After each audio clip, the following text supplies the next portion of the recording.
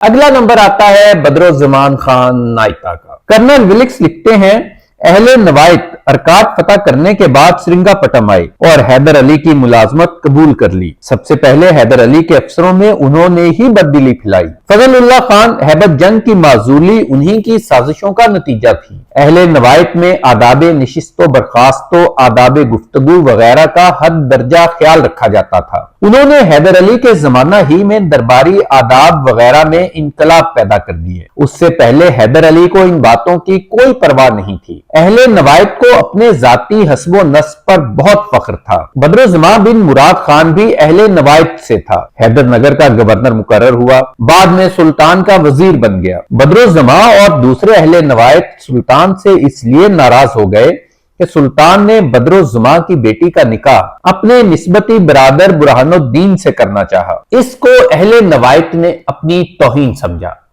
کہا جاتا ہے کہ لڑکی اپنی شادی کی پہلی رات ہی کنویں میں گر کر خودکشی کر بیٹھی تھی۔ یہ وہ واقعہ تھا جس نے تمام اہل نوائت کو سلطان کا جانی دشمن بنا دیا۔ یہ بھی کہا جاتا ہے کہ میر صادق نے اس کو 15 دن کے لیے نظر بند کروا دیا تھا، لیکن سلطان ٹیپو نے اس کو رہا کر کے دوبارہ سے وزیر بنا لیا، لیکن یہ بات اس کے ذہن سے نہ نکلی۔ کرمانی لکھتا ہے کہ اسی جذبہ انتقام کی وجہ سے میسور کی تیسری جنگ میں جب انگریزوں نے سرنگا پٹم کا محاصرہ کر لیا تو مہدی علی نائتا نے عیدگاہ کا مورچہ غداری کر کے انگریزوں کے حوالے کر دیا، اور میسور کی چوتھی جنگ میں جب سلطان نے چتل درگ جانا چاہا تو بدرالزمان نے اس کو جانے سے روک دیا۔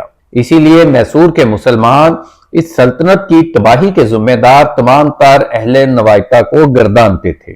زوال سلطنت کے بعد کافی عرصہ تک بدرالزمان نائتا زندہ رہا۔ ولکس نے اپنی کتاب مرتب کرنے میں اس سے کافی مدد لی، لیکن ساتھ ہی وہ یہ بھی کہتا ہے کہ اس کی بیان کی ہوئی اکثر باتیں جھوٹ ہیں۔